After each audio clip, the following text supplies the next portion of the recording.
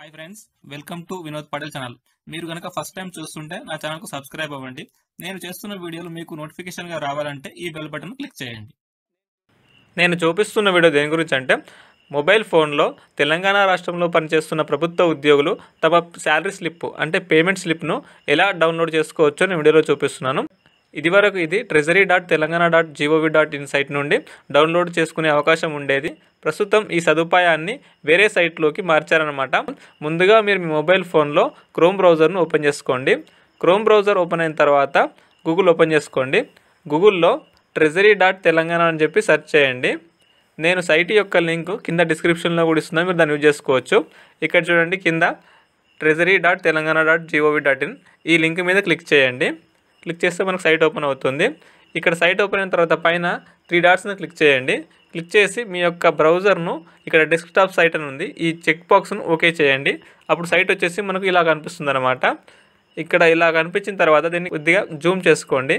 Zoom చేసి ఇక్కడ third option చూడండి, ఎంప్లాయీ ఆపరేషన్స్ అని చెప్పేసి ఈ ఎంప్లాయీ ఆపరేషన్స్ మీద క్లిక్ చేయండి. మనకు విండో ఓపెన్ అవుతుంది. ఇక్కడ విండోలో 4th option employee pay slip అని చెప్పేసి ఈ ఎంప్లాయీ పే స్లిప్ మీద ఇంకొకసారి క్లిక్ చేయండి. మనకు డైరెక్ట్గా ఇంకొక సైట్కి వెళ్ళిపోతుంది అనమాట. చూడండి, ifms.telangana.gov.in. ఇక్కడ నుంచి మనము డైరెక్ట్గా ఉద్యోగులు తమ యొక్క పే స్లిప్ను డౌన్లోడ్ చేసుకోవచ్చు.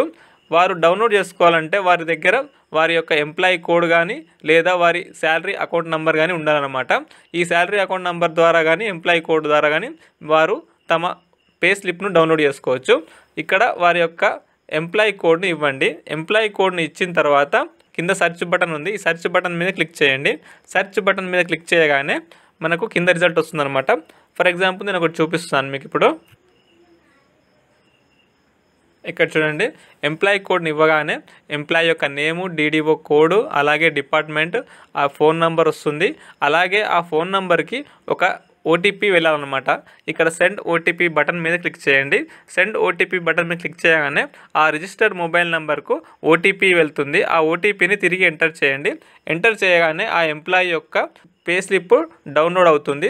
దాన్ని మీరు PDF ఫార్మాట్లో డౌన్లోడ్ చేసుకోవచ్చు, లేదా దాన్ని స్క్రీన్ షాట్ కూడా తీసుకోవచ్చు అనమాట. ఇందులో ఉద్యోగుల జీతభత్యాల వివరాలు, డిడక్షన్స్ అన్నీ డీటెయిల్గా ఉంటాయన్నమాట. అవి ఎలా అంటే అది కూడా చూపిస్తాను మీకు ఇప్పుడు.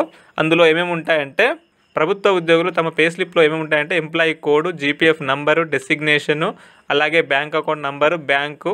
రైట్ సైడ్లో చూడండి, employee name, DDO designation, PAN card number, bank IFSC code, అలాగే స్కేల్ కూడా ఉంటుంది. కింద వచ్చేసి ఎర్నింగ్స్, డిడక్షన్స్ అని చూపిస్తుంది. లాస్ట్లో చూడండి, ఎర్నింగ్స్, డిడక్షన్ అని చెప్పేసి డీటెయిల్గా ప్రభుత్వ ఉద్యోగులు తమ పే స్లిప్ను చూసుకోవచ్చు.